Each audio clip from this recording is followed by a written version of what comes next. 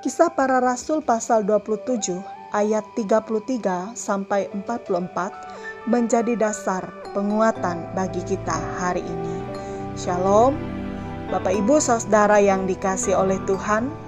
Terlebih dahulu untuk memahami firman Tuhan ini, kita dapat membaca keseluruhan dari pasal 27 ini. Saudara, kalau kita perhatikan, teks firman Tuhan hari ini merupakan bagian dari firman Tuhan yang menceritakan tentang perjalanan Rasul Paulus ke Roma. Perjalanan yang panjang karena hanya dapat ditempuh dengan menggunakan kapal. Dan tidak seperti perjalanan Paulus sebelumnya. Perjalanan kali ini mendatangkan kesukaran dan kerugian besar, bukan hanya bagi muatan kapal, tetapi juga bagi banyak nyawa yang berada di kapal itu. Lautan yang biasanya mendukung pelayaran berjalan lancar dan cepat, tengah bergejolak karena angin badai. Paulus dengan pengalamannya yang telah mendatangi beberapa tempat sebelumnya, telah mengingatkan dan memberikan nasihat tentang hal itu. Tetapi apa yang terjadi?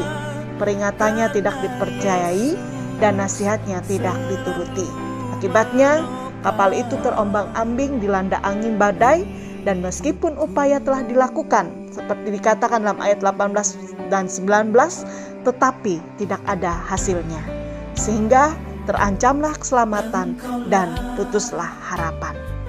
Berapa lama menanti? Disebutkan bahwa orang banyak itu tidak memakan apa-apa. Mereka menahan lapar.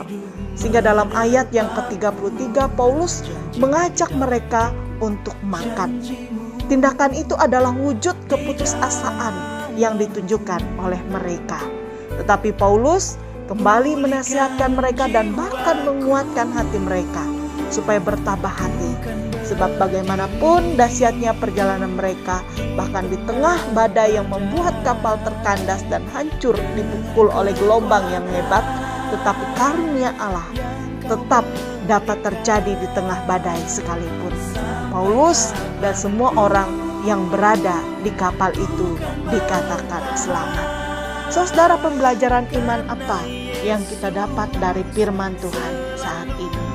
Perjalanan kehidupan kita pun ibarat berlayar menaiki kapal di lautan yang luas. Tidak selamanya perahu kita melalui arus dan kondisi cuaca yang tenang tanpa gejolak.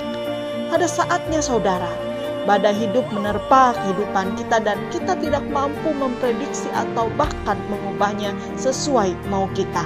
Karena Allah yang mengaturnya, Allah yang berdaulat atas alam semesta.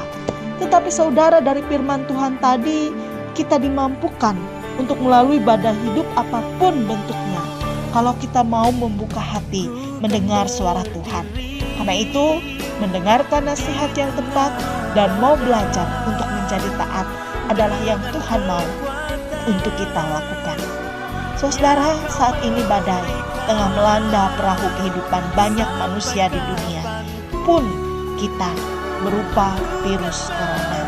Seperti kapal yang diterpa badai, hancur dan kandas, banyak hal yang terkandas dalam kehidupan kita. Entah usaha yang macet, pekerjaan, pelayanan, rencana perjalanan, rencana pendidikan, rencana keluarga, pernikahan, dan lain-lain. Badai kehidupan ini akan menguji seberapa kokoh landasan hidup kita.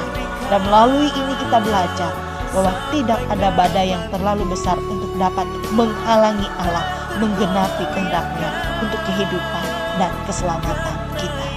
Amin.